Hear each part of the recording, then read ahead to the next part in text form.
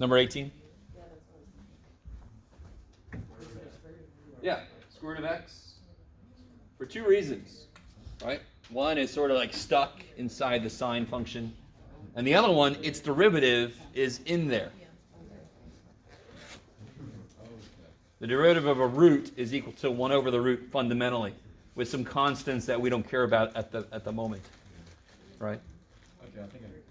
Sweet. Yeah. Number 12 on 5.5.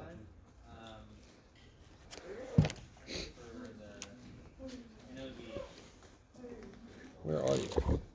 There it is. Okay. well, no, yeah. So, secant, or my main question is the antiderivative of secant. I was trying to. Oh, no. All right. What's the derivative of tangent? Tangent theta. Isn't it secant tangent? Or? No. You're still thinking about secant. The derivative of secant theta is secant theta tangent theta. What's the derivative of tangent theta? Oh, secant squared. Oh, okay. Yeah. Then you change it. Yeah. So all you gotta worry about is 2 theta. Now again, that's a problem where you could use U sub's beautiful, U sub works. Do we need it there? No, we don't need it there. I know I'm gonna have a 1/2 to kill the 2 that would want to come out. So that's basically secant squared with a linear function of theta inside.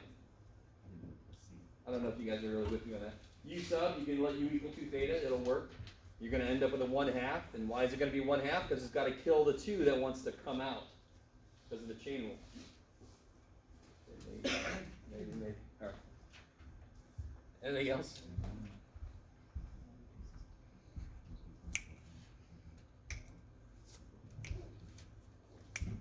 Yes. I just have a question about the timing of the class. So I know we have to do 6-1, 6-2, 6-3, and 6-5, and then it's basically the final exam from there. Well, and then chapter 8. Oh. Yeah, okay. whatever time we got, we're going to look at some stuff in chapter 8, yeah. All right. Wait, wasn't it? I thought it was all the 6, chapter 6 stuff you said, then test 4, then 8, then final exam. Yeah. I mean, it's on the homework sheet, so, yeah.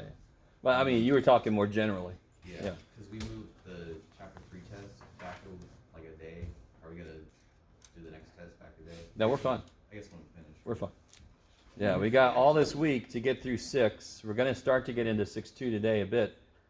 And 6-5, I understand you don't trust me when I say this, but 6-5 should be actually pretty straightforward.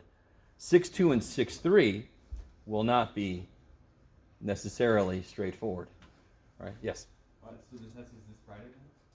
No, when's the test? December 3rd, yeah. Oh, wow, okay. That's the second. Dudular! So we actually have next Monday. We got plenty of time. Yeah. And after this week, you have that whole week off, right?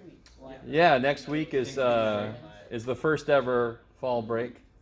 Didn't have it last year. Say again? We didn't have a Thanksgiving break last year. We had a Thanksgiving break. We didn't have a whole week break, like spring break. We've been tossing around the idea of fall break, and the only reason it happened this time was because the calendar committee felt like that's the only way to balance out the time amongst all the different Monday, Tuesday, Wednesday, Thursday classes, whatever, right? Okay. I don't know if you guys care about that, but that's why it's happening. We didn't decide to make a fall break. It just sort of happened. But they are still talking about making a fall break kind of like official to go with spring break. Yeah. Yes? 6, 1,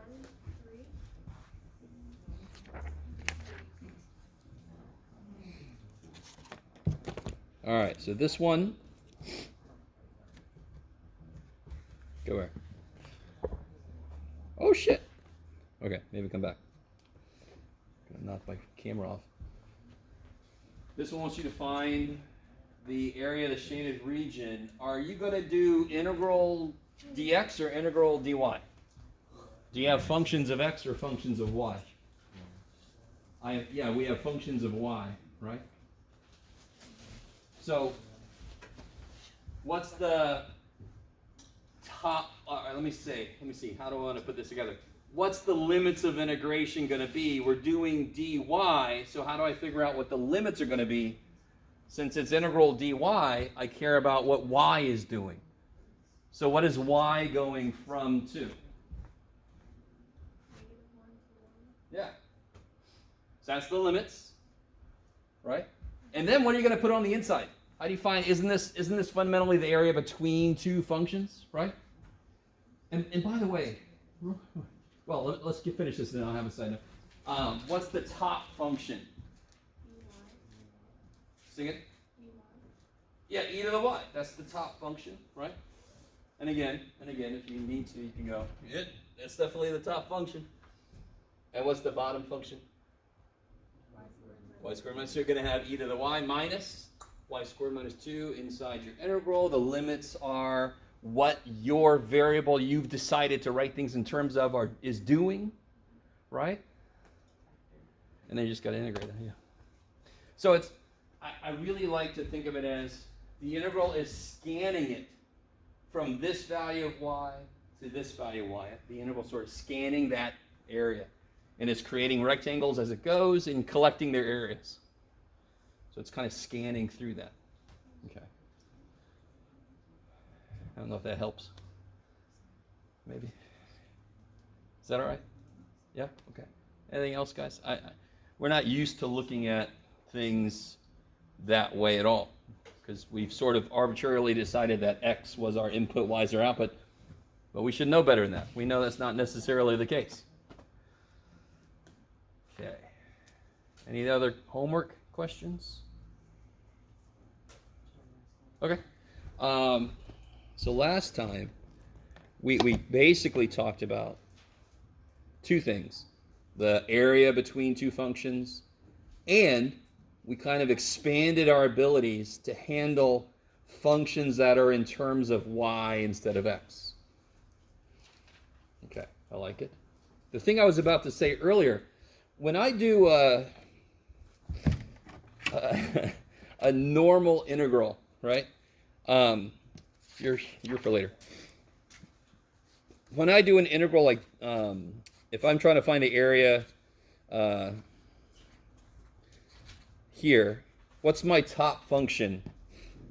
Get over there. Rah. F of x. And what's my bottom function? 0. Right? And actually it's y equals 0. Be careful. Y equals 0 is the definition of the x. So it's from y equals f of x is the top function, and y equals 0 is the bottom function. That's why it's integral of f of x minus 0 for like a standard integral. So we're not doing anything different. We're just sort of changing where our floor is. Maybe?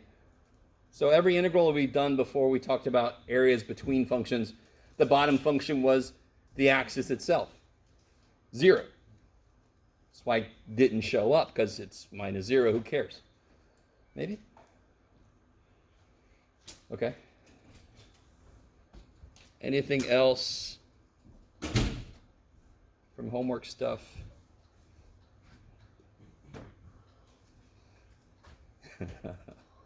Yes?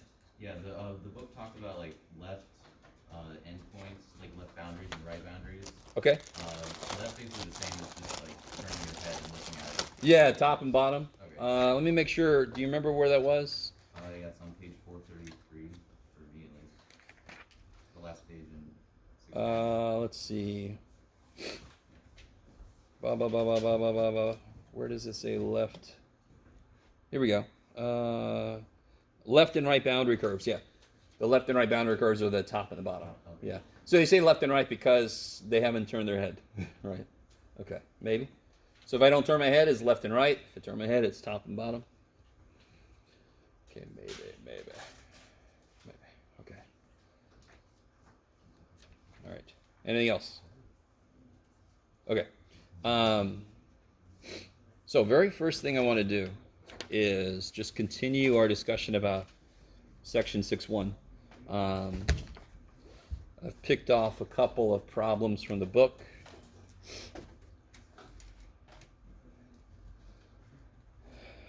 This is the word area. I dropped it and I tried to put it on there and it's all jumbled up, so give it a break. It's a poor little thing.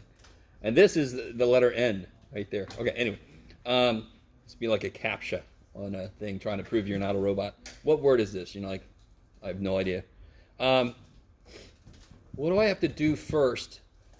If I want to find the area bounded by these functions, what do I need to find kind of first?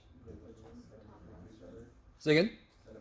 Set them equal to each other so you can find the points where they intersect, because that everything else in between is going to be between the two, right? Okay, I like it. So take a minute and do that. Figure out the intersection between those two curves. Intersections.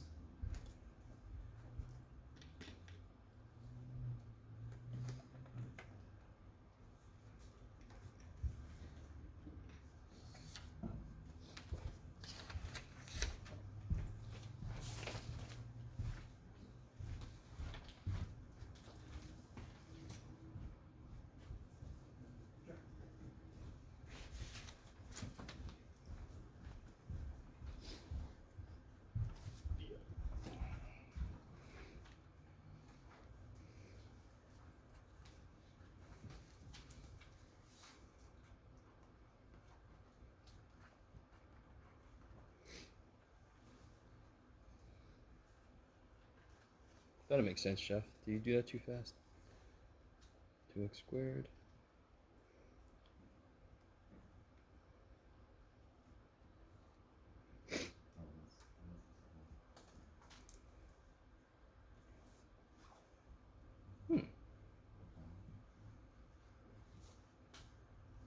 Oh yeah, okay. Everybody can overthink a problem. So that means that that's where they intersect. You want to give yourself a rough sketch. And this kind of step is the entire reason, no, let me be careful. This entire step is a large part of the reason you took pre-calculus. Right? When I teach pre-calculus, I tell my students straight up that we could have called it graphing hell. If you've taken pre-calculus, which hopefully all of you had, because it's sort of a prereq, would you agree with me that it's graphing hell? Yes? And I don't do that to make them feel like, oh shit. I do that to say, this is where you're going to learn graphing so damn good that you're able to give a rough sketch whenever you need to. Because in calculus, guess what you have to do a lot of? Give yourself a rough sketch what the hell you're doing, right? Okay. So if I try to give a rough sketch of what this looks like, here, we'll do that later down there. All I really care about is from 0 to 2, really, because that's where they meet. So this is not too bad, right? And I want to go up to how far? At 0, they're both 0, because that's where the first place they meet. So they kind of come together, and then they go, and then they come together again. And at 2, they're both 4. Is that cool? So let's see. Here's y equals x squared. Whee! Boop. Very roughly. And how does 4x minus x squared, how could you do something? I already kind of did something to help me. What can you do to help you graph that correctly? So what I did to help me graph the x squared was 1 squared is 1. So what I really care about is in between 0 and 2, one function is always on top and the other one's always on the bottom because they can only switch where they meet. Yes? So can't I pick any point I want to? 1 is a good candidate. What is the second one evaluated at 1? 3. I think that's what somebody else was ahead of us. Bam. So this looks like we are hot. Okay. Does it really matter if it looks exactly like that? No. This is a rough sketch. I know it's a down parabola. I might have gotten the curvature wrong. Who gives a shit? This is just supposed to be a quick anchor visual, right? You want to be a little precise, but not crazy precise. So I want to find this area here. Can you guys set up? Do you want to do integral dx or integral dy? Yeah. Shit, yeah. If you wanted to do integral dy, what would you have to do? What would you have to do? Flip the two variables, right? No, I'm not trying to find the inverse. You have to solve for x. I'd have to solve for x. Oh. Look at this thing. You know how to solve this for x? Think about it. We don't want to, do we? Even if it's possible, do you want to? And it is possible. I don't want to either. So when our functions are either given to us in terms of x or are nicer to work with when they're in terms of x, I want to do integral dx. There's going to be some other considerations, but we'll hit them as they come. So these are already given to me in terms of x. So I could do integral from 0 to 4 dy, but I don't want to change everything to be in terms of y. So screw that. Let's do integral 0 to 2 dx, and what's going to go inside?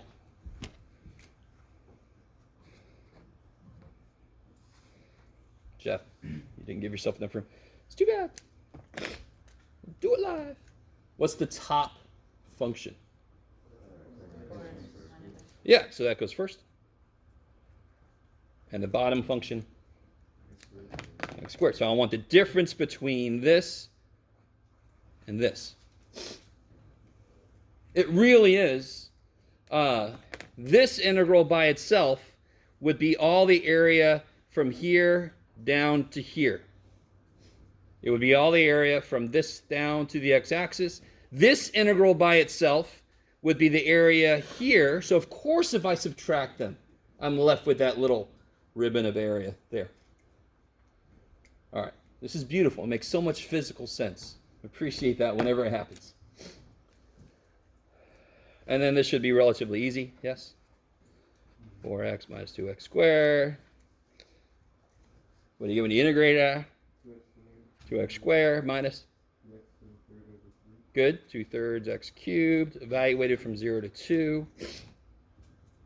Now look, right there, some of you guys are getting a little loose with your writing, right? Another huge part of mathematics is communicating effectively what you're doing. I'm going to point out when you write something that doesn't make any sense. So I have some people doing this. Why does that not make any sense? I already did the integral. Yeah, it's like telling me the square root of 9 equals the square root of 3. And I'm like, when will it stop? All right, so that shouldn't be there. Yeah, way to really make this look pretty, John. All right. Here's another good reason why. Use a pencil. Okay. And I just got to throw that in. The nice thing is 0 does make it all 0, so I can effectively forget about it. So I get 2 times 4 minus 2/3 times, 8? And then what is that, 8/3? I think. Okay. And of course, you can check that in your calculator because, especially if you feel really good about what you did here, because now you can just put this function in your calculator. Right? And again, I keep coming back to this, but I really want you to get this. Is this function anywhere in this picture? Is this function in this picture? No.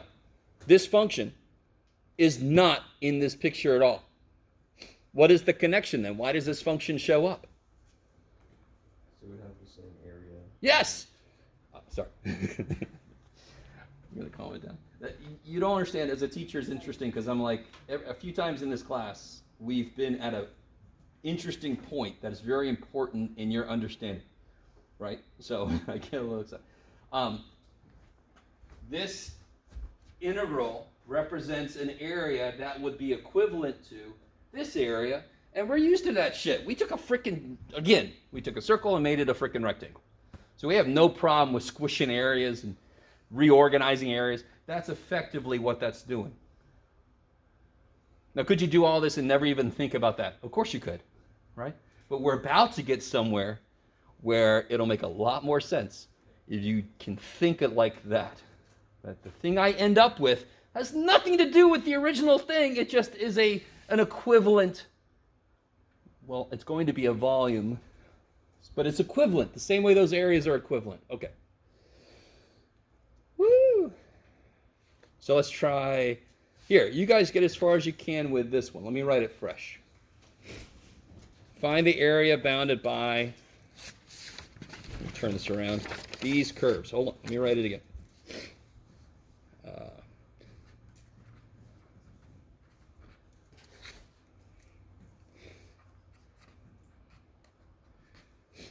All right, so find the area. So first off, figure out where they intersect first, because that helps us draw the thing. It gives us 2 points immediately.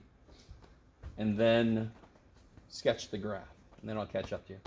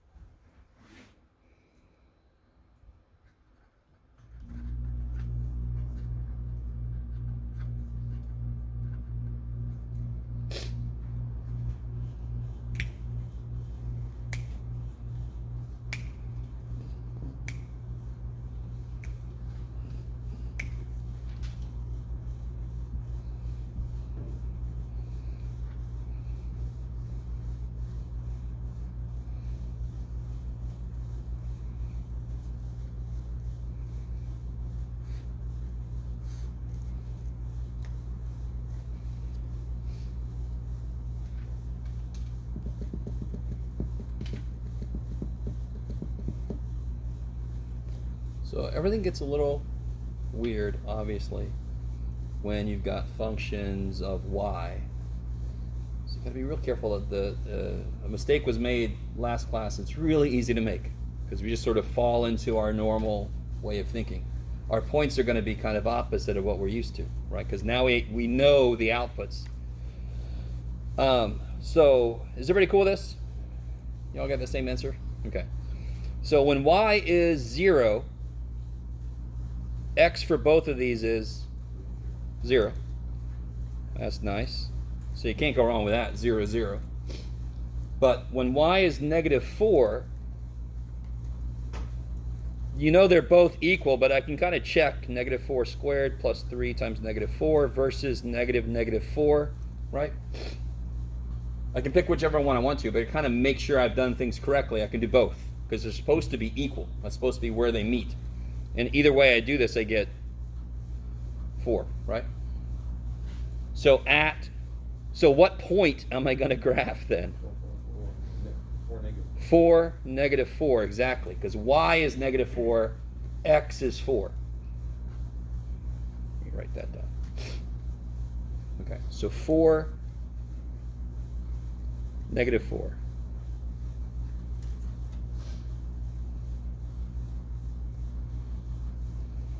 Boop. Okay, now it's all about connecting them correctly. So one of these things is a line that kicks a lot of ass. So I'm gonna graph this one, right? It'll just be this. Holy shit, that's the straightest line I've ever drawn in my life.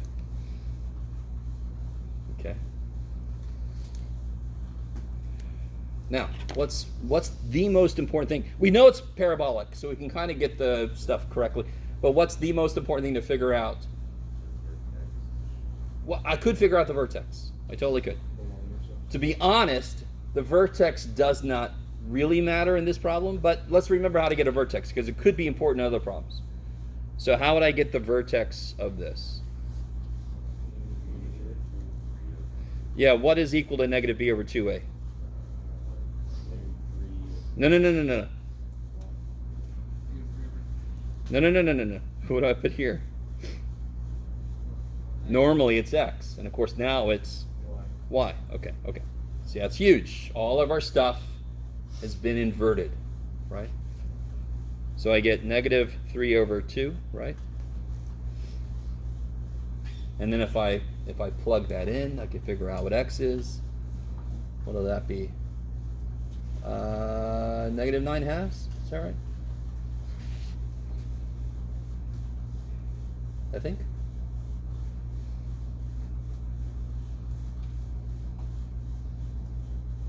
Or negative 9/4. There we go. Is that right? Negative 2.25.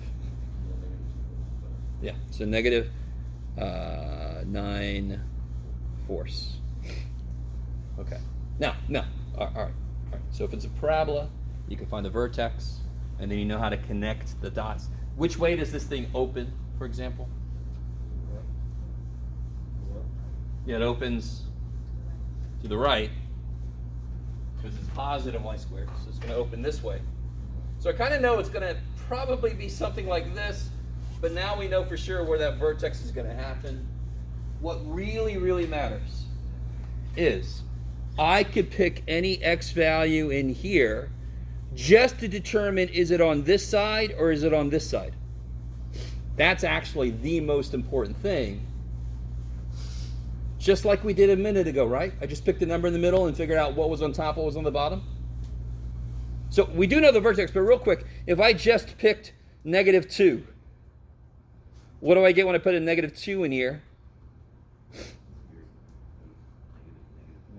So I get 4 minus 6, I get negative 2.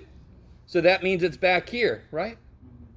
Okay, and that's all I would need to know. I just need to know which one's the top, which one's the bottom, which one's on the left, which one's on the right, maybe. But now we know an even better point. We know when y is negative 3/2, negative 1.5, this goes back a little over 2, bam. So it looks roughly like that. But even if I used my negative 2 point, I would have been fine. So one level of knowing how to sketch graphs of functions is knowing in the problem you're doing, how important is it to be detailed, right? How rough of a sketch is okay. And in this problem, a rough sketch is all I need. Yes? Should I go through negative 3? Yeah, okay. If I was being more careful, and again, I don't give a shit. Right? I really don't give a shit. But it should go through, what did you say? Oh yeah, because the y-intercept is negative 3, it should have went through there. I don't care. Because all I need is a rough sketch. Okay, I like it. But you're good. We already knew a point, negative 3. We could have just used that. Okay, I like it. So now I know how to set up this integral. Is it going to be dx or dy? dy. And this is, I kind of need to make a bigger point of this right now. Figuring out what goes here is very, very often our first step. We haven't had to worry about it much until now because we've done everything dx, so it wasn't even a consideration, right? Now, what goes first? Where's it go? Yeah, where does it go from to? Yeah, from negative 4 to 0. Yeah. I got you. And then what goes here? It's going to be negative y. Negative y minus. So what I just did is another really easy mistake to make. You're subtracting another function, so you got to put it in parentheses. It's really easy to make the mistake. And then you get funky ass answers. Something very interesting about this comes out.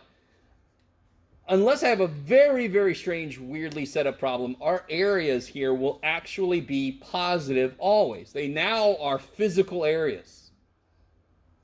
I don't know if you guys understand what I'm saying. So before it was always a relative to 0, so if it went below 0, it was like a negative area, right? Now I've got a definite top, a definite bottom. That is a physical area. Maybe? No? You guys don't like that? Okay, I'll stop. And now this should be relatively easy. What do I get there? Let's see if it's easy for you, Jeff. There we go, buddy. Looks good so far.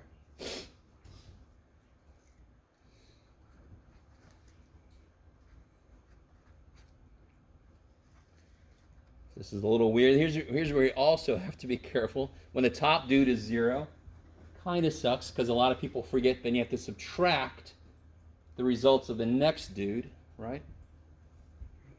So let's see if you guys are, so it'd be 0 minus the results of putting a negative 4 in.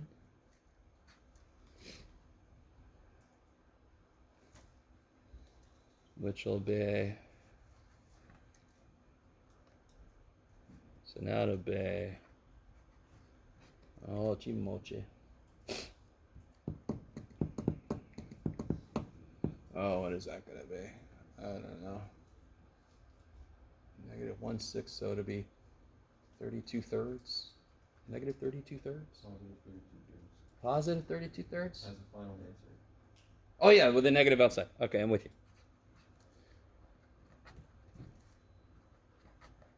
Bam. Yes. How'd you get to 64 over 3? Oh, yeah, because now I'm putting so there's the 0 and then minus, and then I put a negative 4 here, and then I put a negative 4 here. Negative 4 cubed is negative 64. Negative 64 is positive 64 over 3. Oh, right. Yeah. Okay. And trust me, dude. All right. We all know 0 gets us. And now you see that the negatives have a lot more places to get us, right? Negatives, they're like nature. They find a way. They find a way to screw us up, right? Okay, maybe. It's a little Jurassic Park, yes. So you add the 32, right? So it'd be 0 plus 32 plus 64 thirds. Well, if you want to do that, it was 0 plus 32 minus 64 thirds. Oh, okay. Yeah. So to be really honest, what I would have done, I wouldn't have done this, to be honest. I'm just doing this very, very explicitly. Since I know it's plug a 0 in minus, then I would just take these negatives away. Because the negative would change those signs, and now I just put a negative 4 in. So I would have done, at this step right here,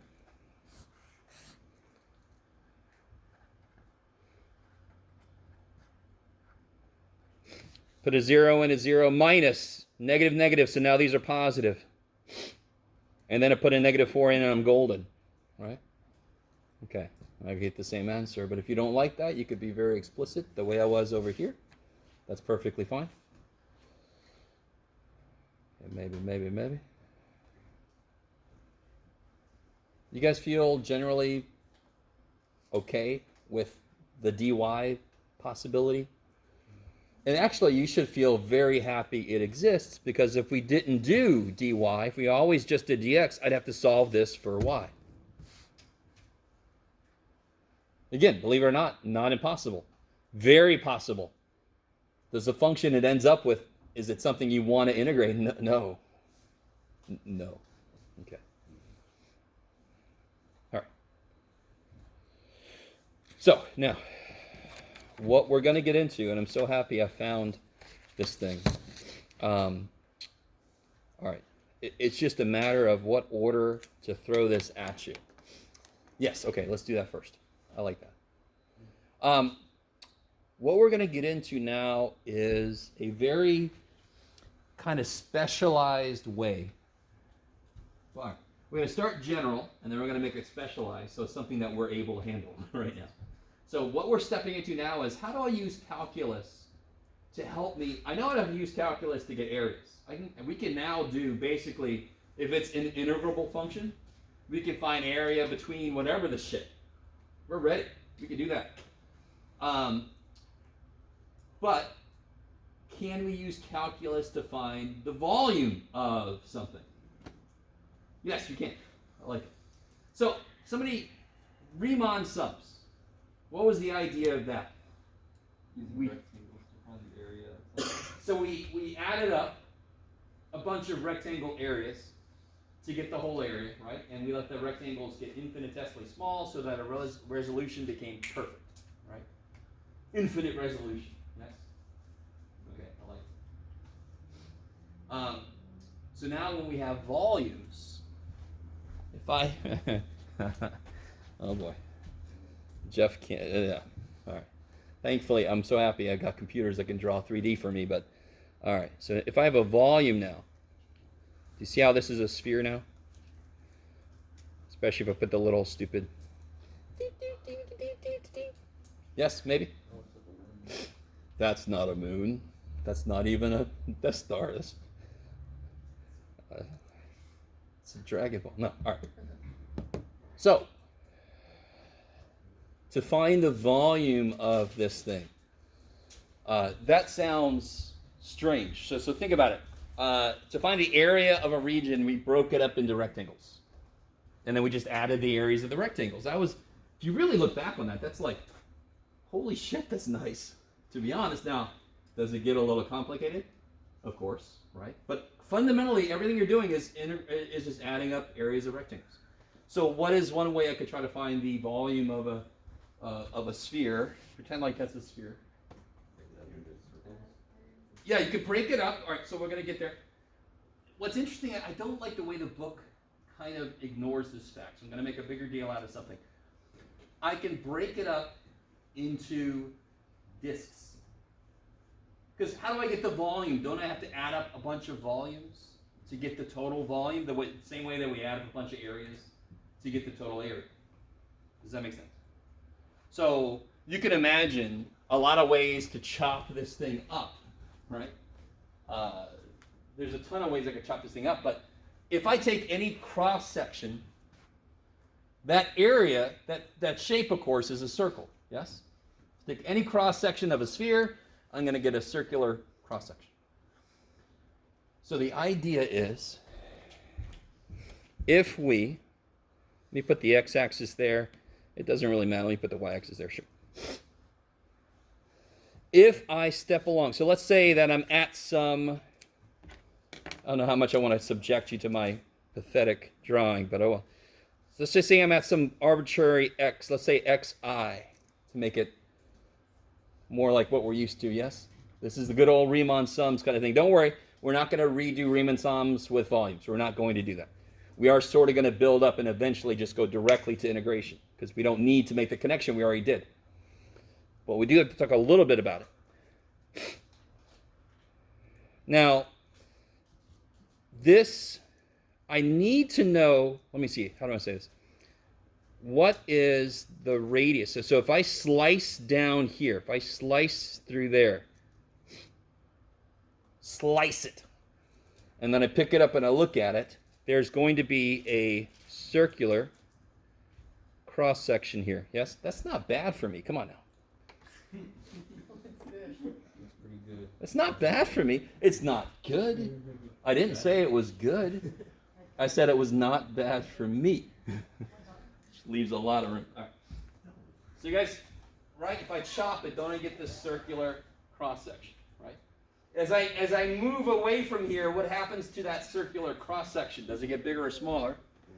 As I move up on the x-axis, it gets bigger until, of course, yeah, and then of course it gets smaller. If I go backwards, it gets smaller until right here and right there, it's 0, right? So what I'm really, now, I'm going to have a thickness to this to make it a, you can do it, Jeff, volume. Yes, I forgot the word volume. Let me in. So, oh, Jeff, let's bring in a better picture here, buddy. That's going to be gross. Actually, I don't think they do this, which really sucks. Let me see if they do this. No, they don't. Little dorks. There we go. They sort of do. Here we go. This is a good. It's not a sphere, but it's okay. So this is basically what my picture should look like. Are you guys? So there's our cross section. Yes. I like that. And there's a thickness there. Yes. So can you imagine? I'm going to be adding up a bunch of volumes. Now let's take a minute. Can anybody tell me what shape this reddish thing is in? Cylinder, 11. An incredibly short, fat cylinder, yes? Not a normal cylinder. It's not a can of soup. That would be really strange if they sold cans of soup in these things, right? Sorry. It's like cheese or something. I don't know. But the volume of a cylinder, we've talked about this before. Isn't the volume of a cylinder pi r squared times height? Yeah. What's the height of this thing? And again, it's delta x is the height, and of course the area is the area of the circle. I like it. So right there, we know. Right there, we know. What do we know, Jeff? We know that the total volume of this thing, sure, let's talk about this thing, would be 0 to 1 in this case. Jeff, they can't see what you're writing. Okay. And of course, we got delta x at the end. That's the thickness. And then what's going to go in here is going to be pi times r squared. Now, in this case, what is the radius?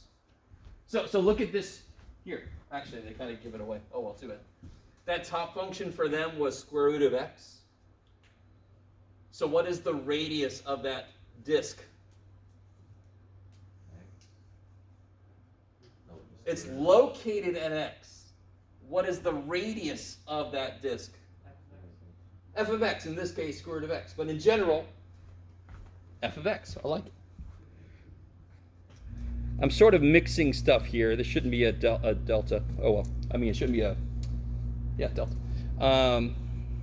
So I got my summation stuff in here also, but hopefully you guys can forgive me. So this is the area of the cross section. And this is the thickness.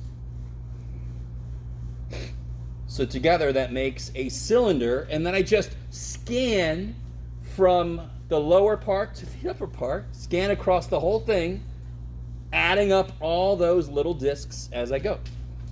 And of course, I let them become infinite in number to get infinite resolution, to get the exact volume. Yes? Are we going to use Z? Say again? Are we going to use Z, not quite. That's 281. Yeah, 281 is multivariable and three-dimensional calculus. Yeah. But isn't this three-dimensional? I love that question. No. This integral represents a volume, but this integral is two-dimensional. This integral is two-dimensional. It's got a y and it's got an x. So this might be a little bit more than we need to discuss. We're still not working in 3D. In fact, to set this integral up, I didn't need this picture at all.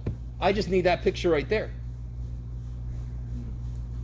Because to get the radius, I just have to know how far from the axis of rotation up to the function, right? That'll just be, most of the time, that'll just be f of x. And then I do that times, then square that. Now that's going to be my, oh, Jeff, you forgot one of those important things. This is the radius, and of course it's squared, right? Pi r squared. So I find the function, I find the radius. Normally that's either equal to the function or very closely related to the function. That's my radius, so pi r squared times the thickness, and add those up. Okay, I like it. Yes? Are we going to do the triangle too, like immediately, or is that not for a day? No, all right. So that's the other thing I was going to say. Our cross sections don't necessarily have to be circular. Right. Yes. So let's do this. Two things. First thing, since I found this, I don't know how profound this is going to be, but here's the top part of a semicircle, right? And of course, if I rotate that like we did here, if I rotate that around the x-axis in this case, oh my God! Sorry. All right, this is what I was talking about. Then of course I get a sphere. Yes. So this whole thing is about what we can handle right now are either some very basic solids that are just given to. Here's a solid. Find its volume using calculus. Or we can do functions and then rotate them. Now think about it. No matter what the hell the function is, if I rotate it, every single cross section will be what shape? I don't care what the function looks like. If I rotate it, what shape will every single cross section be? Circle. Yes? In fact, let me show you this. This is kind of cool too. Oh, multimedia shit. Let's see what happens. Okay. This is kind of cool. I like this. They've managed to create 3D. Now, Pearson's question is really good. The process we're doing does end up with a three-dimensional object, but the calculus we're doing is two-dimensional. The integral we set up has an answer that is equivalent to the volume of a 3D object. But the actual function that I put in my integral really isn't necessarily represented on my original picture at all. I don't know. Okay. So, do you guys all see this? This is kind of nifty. They've managed to make 3D in Desmos. So I can actually change the function if I want to. So this is a nifty little function. It's kind of, and I'm going from 0 to 4, but I could change that if I wanted to. Boop. Yeehaw. Okay. Where was I going to go to, Jeff? 4? Sure. Stop. Okay. So what I'm going to do now, so if I rotate it around the x-axis, right? If I rotate it around the x-axis, and real quick, this is fine. If I rotate it around the x-axis, what will the radius be? I don't even have to rotate it. If I do rotate it like this, if I rotate it like this, the radius at any given point between 0 and 4 is equal to what? F of x. So it's sort of like the heights of our rectangles were f of xi, right? Okay. So when will it not be that? We'll get to it. It won't always be that, right? I could. Do I want to do it? Sure. So let me do this first. Let's see this thing rotate. All right. All right, here it goes. It's going to rotate, guys. You guys ready? I think I set this up. Let's find out. There we go. Isn't that nice? That's crazy. So much better than anything I could try to do. It's creepy? No, it's crazy. Oh, it's crazy. Okay. It's very interesting. Oh shit. Desmos, calm down. The way this does work, it doesn't really. It's very interesting. Anyway, it's not truly meant to be a three-dimensional model. Desmos is not supposed to model 3Ds. So anyway, it's kind of nifty, the little pattern in here, right? So that shape is kind of interesting, right? Could be like a little pedestal or something, right? That could put something on. It's just laying on its side currently. Are you guys at all with me? Yeah. Okay. So maybe if I do it halfway, it's better. So there's the halfway point. Pop. Oh, is that better? I have no idea. The nice thing for you, I'm going to desperately try to help you only do as much drawing as you need to identify limits and what the radius is and all that kind of stuff, right? Because, I mean, some of you guys, I'm very jealous if you're able to draw 3D really well. Feel free. Go ahead. Show off on your homework. That's fantastic, right? But for the rest of us, we're like, my God, Jeff, don't tell me I have to draw 3D. No, you don't have to. In fact, you could set everything up without revolving anything, to be honest. Because here I can identify what the radius would be. I know I'm going to go from 0 to 4 in this case, right? Every time I take a step on the x-axis, there's another little disk. Step, another little disk. Step. All right. Not going to. And another. Okay, stop. Oh, yeah. All right, we're going to get to there. Don't worry. All right. What was I going to do otherwise? Oh, yeah. So that's kind of nifty. Let's actually try a problem. I've been talking so much about theory of this. Let's try a problem out. Get out. Okay. And let's try two kinds of problems out. Let's try one that immediately is exactly what I need, what we just talked about, right? The pi r squared kind of thing. And then we'll do one where the cross sections are not circular, right? Okay. So let's just pick one out of the homework. Why not?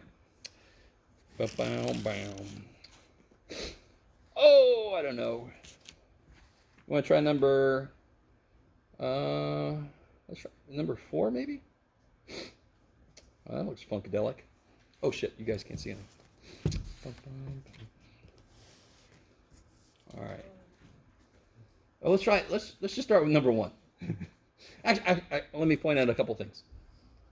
What's kind of funny here on these first few are they tell you from where to where, right? Sort of like that one I just did on the computer where I could identify. So it's not like, and some problems are going to be find the volume you get when you rotate the region that is bounded between two functions. Then you got to do everything we did in 6.1. You got to find out where they intersect. You can know what the region is, and then you got to rotate that thing, right? You don't actually have to draw it. You just have to set up the integral that would represent the rotation. So you could have a problem that says that, or you could have a problem like this where they just give you the limits directly. Okay. So look at this one. Let me copy this one now. So you got y equal x plus 1. Well, that's not too bad. Y equals 0. X equals 0. X equals 2. So I want the area bounded by this. And a very important thing is I can rotate it around the x-axis or I can rotate it around the y-axis. Now we've already seen, let's go ahead and do this and I'll start to point out some stuff. What time we got? Okay. So first thing we got to do, guess what the first thing we got to do is? Draw the damn thing, right? Okay. So now I want to go from 0 to 2. What does y equals 0, x equals 0 mean? The axes? No, be careful. Y equals 0 is a line. Yes? Oh, yeah. Y equals 0 is the what axis? X-axis, because along the x-axis, y is 0, right? And x equals 0 is the y-axis. I love it. And then, of course, the top of my function is going to be this x plus 1, so I just got to graph that between 0 and 2. So at 0, it's 1, at 1 is 2, and at 2, it's 3. It's crazy. Okay, so I've got this is my region that I want to rotate around the x-axis in this case.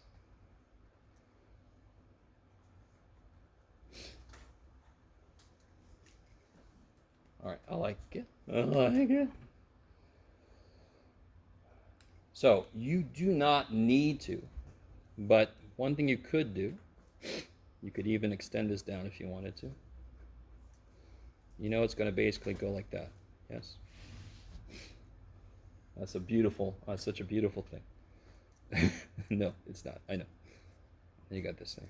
So it kind of gives you an idea what it's going to look like at the end. Now, did I have to do a lot of work there? No. I don't even have to do what I just did, to be honest. Even if I didn't draw this red thing, can you tell me what the radius is? X plus 1? Yes. For any x point, any x along here, the radius equals x plus 1. Does that make sense? The radius, what is the radius? How would you define the radius for a problem like this? It's not a, well, all right. How would you define the radius for a problem like this? Well, no. In words. And they'll say function of x. So in words, it is the distance from, what is this axis? What is it? I know it's the x-axis, but why is it important in this problem? Because it's the center. The center of the rotation. So it's the axis of axis of rotation, right? Axis of rotation. So the radius is the distance between the axis of rotation and the outside.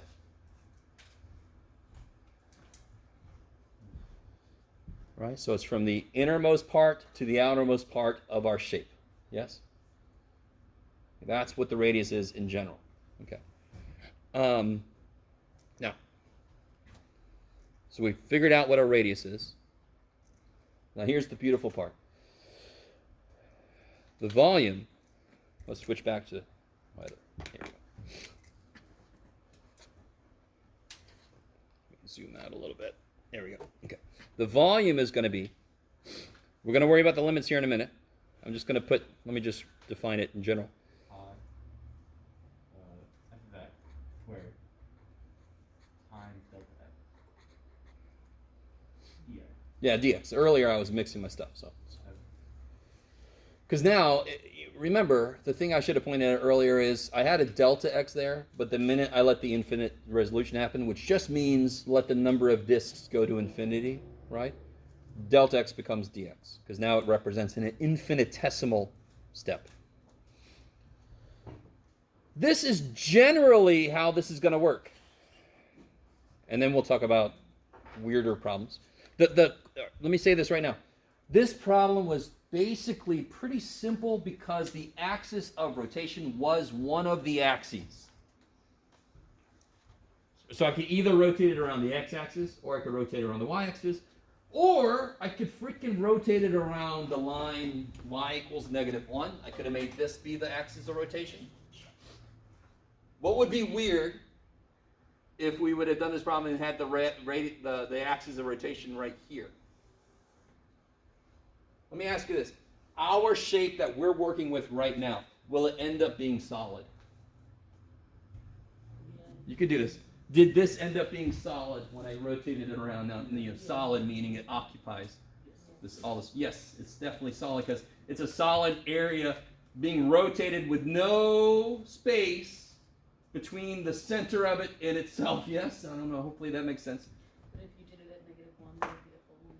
There we go. If I rotated it around y equals -1, there would be a hole going down the middle of it.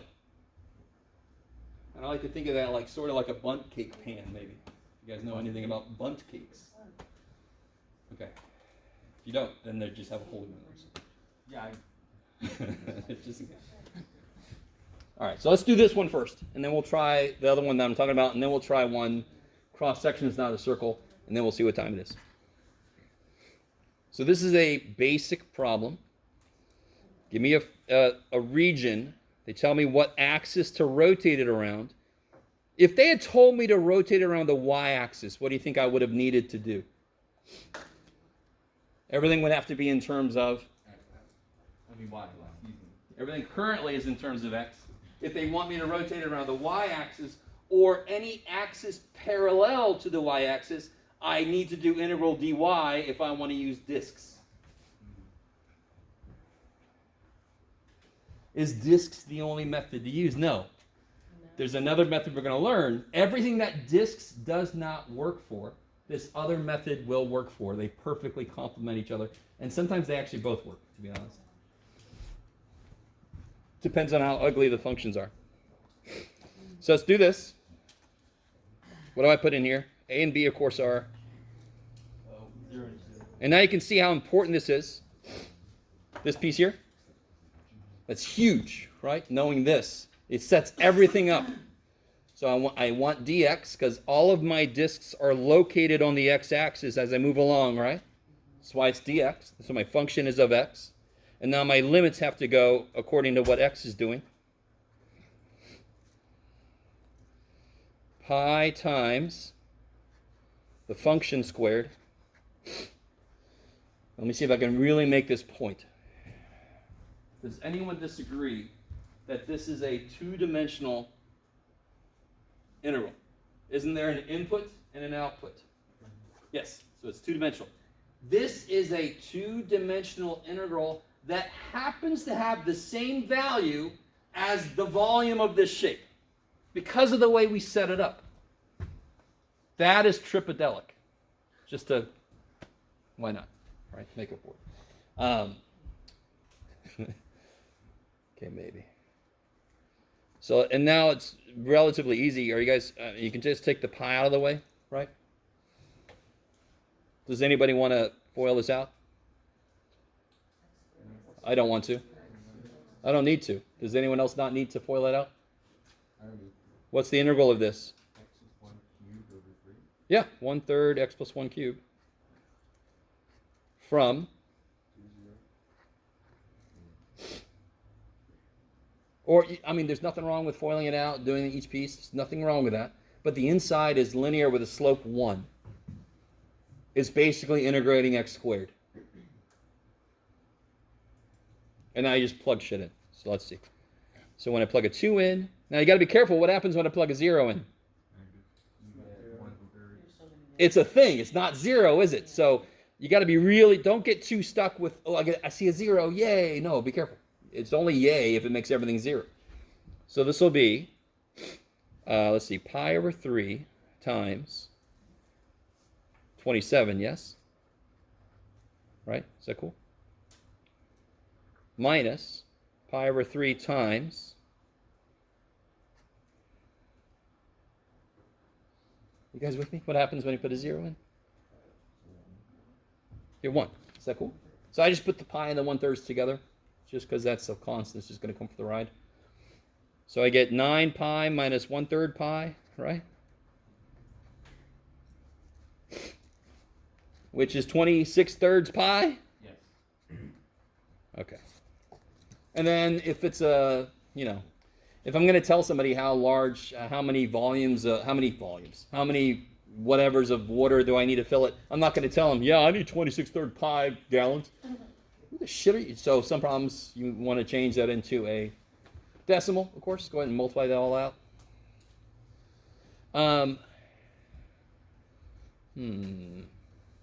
Real quick. Let me see how much time do I have. Okay, we can do this. If I want to estimate if I'm right. I don't know if you guys are going to be cool with this. Screw it. Okay, let me just say this. Do you think there's a way to estimate if your answer is about correct? Probably, yes. So how could you possibly do that? You do a huge rectangle thing for them. Sure. You could do. Would it have been a lot easier if this would have just been straight across? Isn't that like the half? So if I made a cylinder here, wouldn't this be a height of 2, a radius of 2? Yes, if I use this point to kind of approximate because it goes over and under. So let's see, a radius of 2, a height of 2 would be pi times 2 squared, 4 pi times 2 is 8 pi. And 26/3 pi is 2/3 pi more than 8 pi. I don't know if you guys are with me at all. No, Maybe a little bit. So there are ways to go back, make things simpler, and got to get a feel for if you're in the right ballpark, right? Okay, maybe. But that's not, obviously, we got an answer without knowing that. It's just a way to check it. Okay, let's do this. Let's do the same problem again with a different axis of revolution. Yeah, let's do this. I'm not going to be able to get to the non-circular shapes today, I don't think. I want to do this 2 more times because I'm crazy. So now I want to do this. Let me get rid of you. Okay. I want to do this because it's my class. I want to do it. Rotate around the y-axis. Okay, let's do that first. So this one was rotated around the x-axis. Now I want to take the exact same area, Scheisse. By the way, in general, you should know as many ways to cuss in every language you know, especially sign language. It really helps out in meetings. If you could just tell somebody off very quickly, just doing something. Anyway, sorry. Really helps me get through some meetings. If I rotate this around the y-axis instead, and the direction of rotation doesn't really matter, but at least not yet, then what's going to happen is I'm going to get like, oh, jeebus. Wow, I just want to do this real quick. Poor little thing. Okay. I'm going to get this kind of thing here. It's going to have like a top, like a bird bath, maybe. It's sort of a very strange bird bath. Do you guys see what I'm saying? So it's going to be hollow up top, right? This is going to be where it's solid. And this is going to have this basin. Do you guys see that? It's going to have that basin. Very multiple bird bath. Yeah, yeah. Pretty much. Now, what's going to change here? This might be too much to do for us at the moment. Let's see. Well, maybe not. Okay. Oh, this is a lot, to be honest. This might be too much to do right now, but I want to point out a couple things. I have a hollow middle, right? So what really sucks about this problem, before I drew it, I didn't realize how many little parts it's going to have, is it's golden up to here.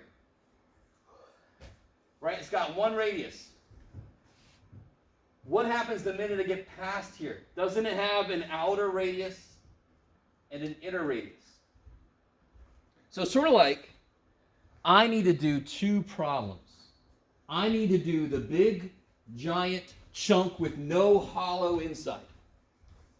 I need to do like a big chunk, big cylinder, no hollow inside, and then subtract the inside. Cut that out. So what you end up with, the book calls it washers. Everybody know what a washer is? Yes? Isn't that going to be what a washer is? Is a washer shaped like that and it has a hole in the middle? Yes? So the book calls this a washer. It really is just the difference of two discs. Maybe? Now this one's a little interesting because it's got that little beginning where it's not hollow. This might be more than I want. But let's see if you guys are with me a little bit. After this point, what is the outer radius is what? And actually, let me start off. What is our integral going to be? Our very first thing we should figure out is it going to be integral dx or integral dy? Dy. Because now we're going to move along our y-axis to find our slices. Okay. So there is an outer radius and there is an inner radius. Let me put you out here. There's an outer radius that goes all the way to the outside, and there's an inner one. It's sort of like a coax cable. I don't know. I'm trying to figure out anything you guys might know as an inner part. What's the outer radius in this case? What's the outer radius? Yeah, it's going to be, well, yeah, it's going to be, how do I want to say this?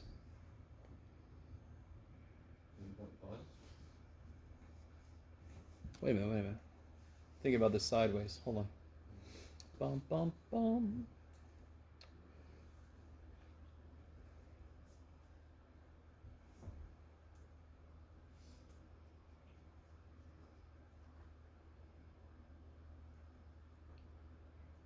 Why am I... Wait a minute. I'm just having a major brain problem. Hold on.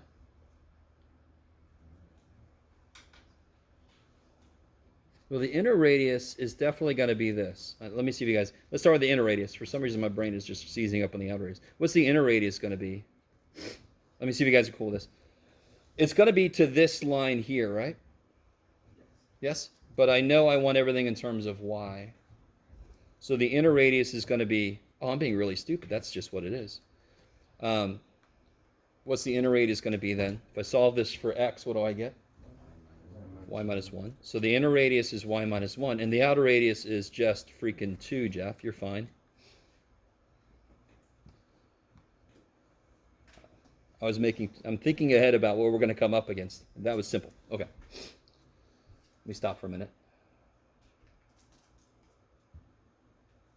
All right. So the next interesting thing about this shape, All right, this shape is a little more complicated than I thought it would be. I don't start having an inner and outer radius until y equals 1, yes? So what do you think it's going to translate into in terms of my calculus work? From 0 to 1, what's happening from 0 to 1? Y equals 0 to y equals 1.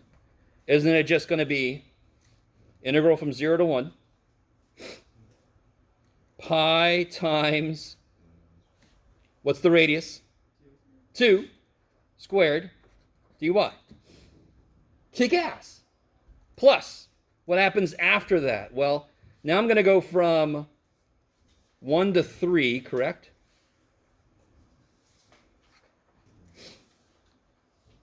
But I'm going to have an outer radius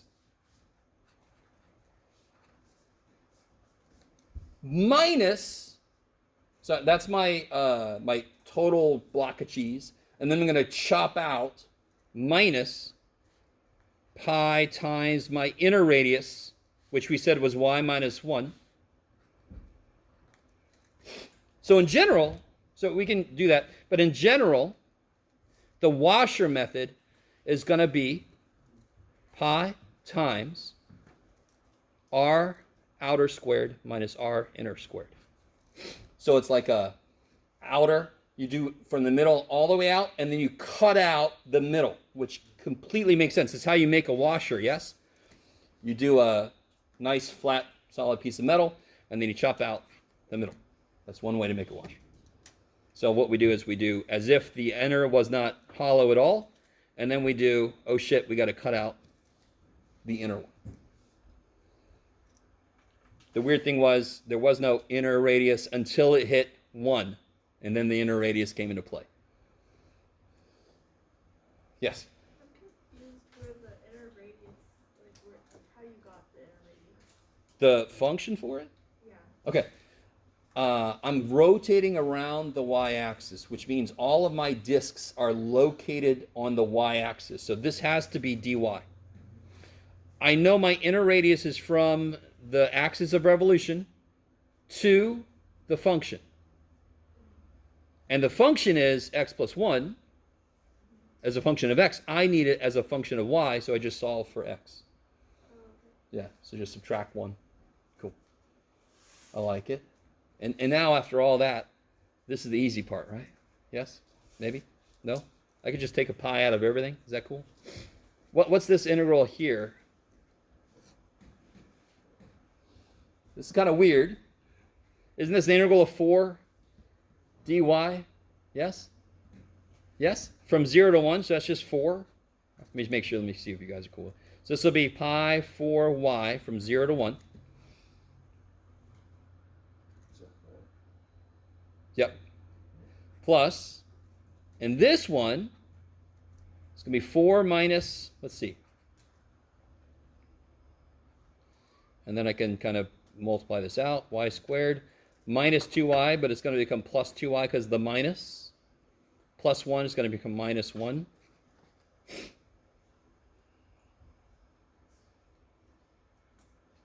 So this will be 4 pi plus, and this will be,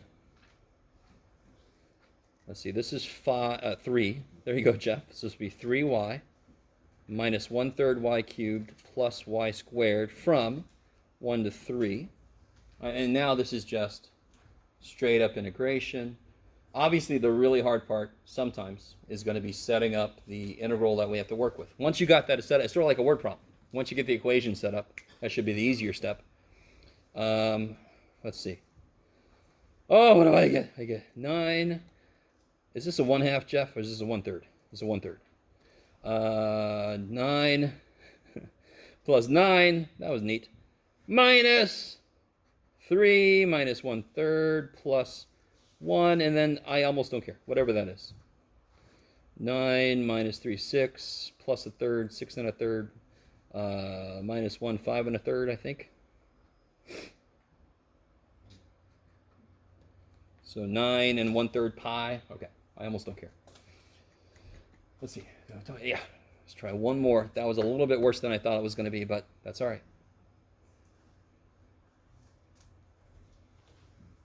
And again, everything after this, y'all should have no problem with. Okay, one last thing. Let's all use this shape again, so we go insane.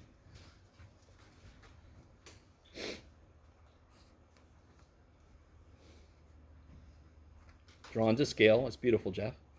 And now let's say I want to rotate it around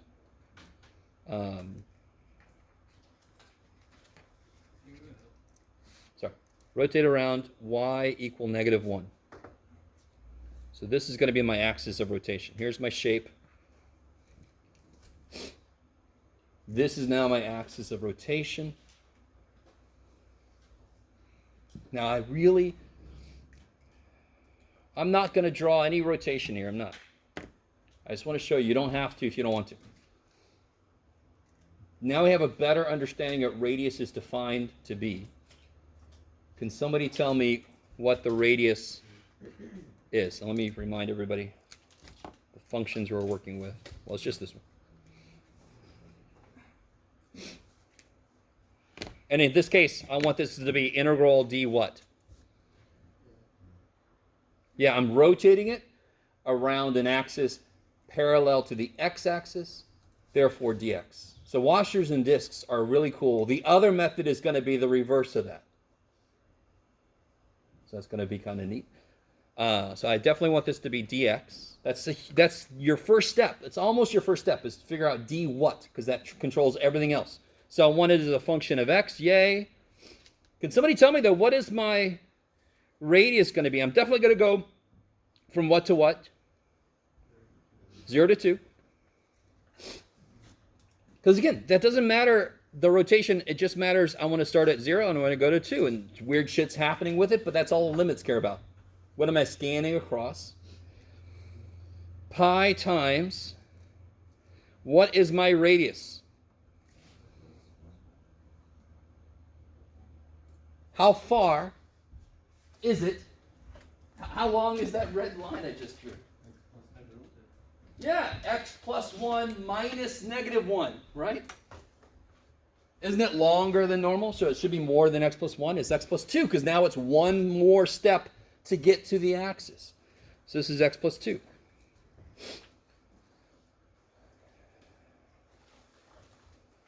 Crazy shit. So there is the outer, I need more space, Jeff. That's the outer radius, correct? And then I got an inner radius. Jeff, I made this so big. Oh well. Let me see if I can do this. What's the inner radius going to be? What's the inner radius? How long is that? 1, yeah. So I did not draw any rotations, did I? I didn't draw any rotations, and I figured out everything I needed to figure out to be able to set up the interval, right? You could draw the rotations. You could have the little hole in the middle, blah, blah, blah. Do you need it? No, you don't. You could figure out everything you need without bringing 3D in at all. So if you draw really well and you want to, do it. If you don't draw really well and you still want to try, go ahead. I'm trying to show you, you don't have to. And now it's just do this integral. So again, I would do, let me see. Let me rewrite it real quick. So this would be pi times 1/3 x plus 2 cubed minus x from 0 to 2. Is that cool? So again, I just did that thing. I don't have to multiply that out. And then I just plug in 2 and 0. 64/3 minus 2 minus 8/3 minus 0. Right, is that cool? Just plugging shit in. Let me know if I make a mistake. And then I get something. What is it? 56/3 minus 2, which is 50/3. Is that right? Is that right? I don't know. That sounds about right. Well, somebody just left, damn it. I want to give you this handout. Keep track of this handout. You don't have to look at it too much yet, but I've got some nifty. This is one of the niftiest handouts. I made this. I stole some of the pictures, but I made this.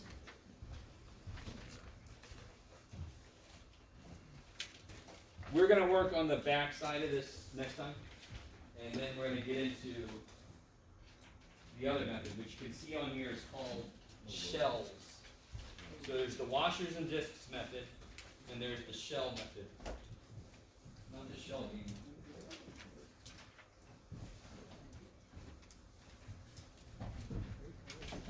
I know, man. It's weird for me. I think we got the whole Roy G. Biv. Alright, guys, that's plenty. Oh my goodness. It's kind of a huge step we've taken.